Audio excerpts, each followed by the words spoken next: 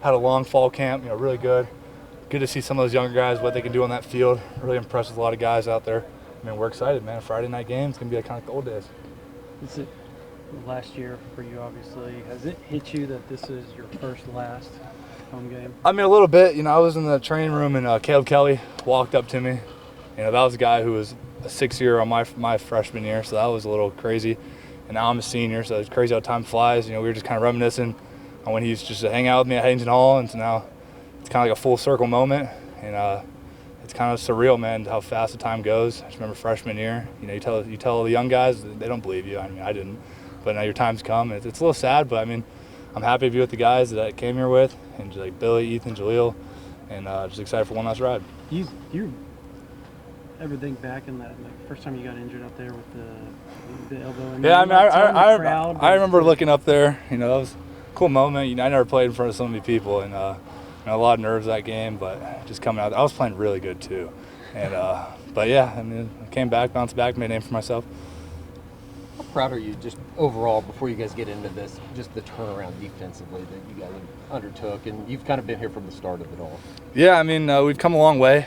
I don't want to say anything yet. We still have a season to play. I know we have a lot to improve upon still. We made strides. Looking back 2 years ago. Me and Coach V, joke about it here and there.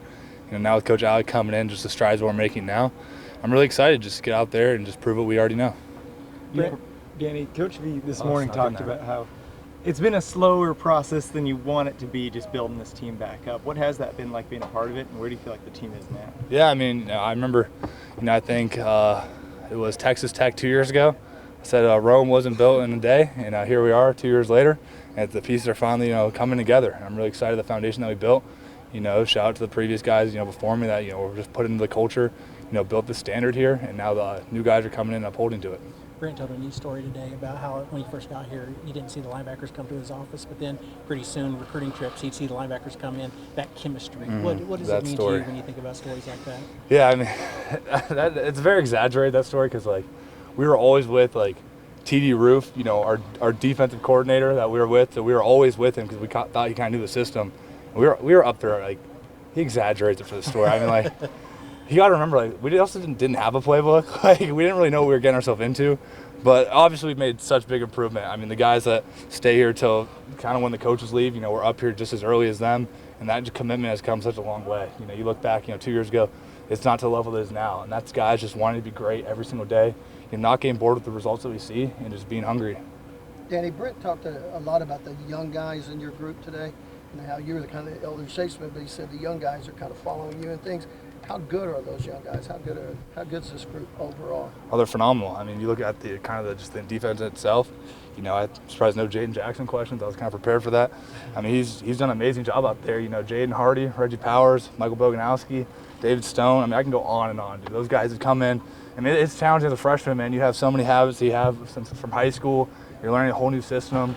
And to come in there, work really hard, get the system down, take the coaching points, and just improve, and you're going to have those rough days. There's going to be days where you struggle as a freshman.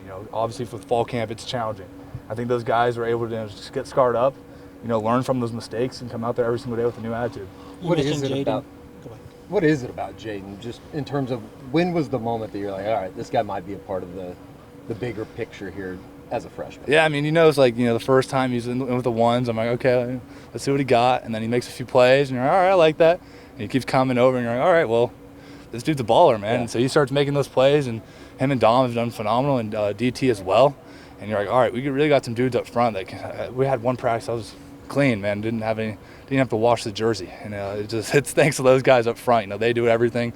It all goes through them. We talk about physical defense, and it starts with those 4 guys up front. Is it technique that he's just so much more advanced than everybody else, just as a freshman? I think so. But honestly, the way he's learned this defense, that's kind of the hardest part. Yeah. There's a lot of stunts that you have to know up front. Jaden's come in every single day. I hear him and Dom just quizzing each other, going at it, just two best friends, the way they're always just learning the system together, and that's what you want to see from a young guy and an old guy that come in both new to the program. Put this in perspective even more. He's only going to be the 4th defensive lineman as a freshman to start a game in the school's history. Who are the other 3? Tommy Harris, 2001, and there were 2 others.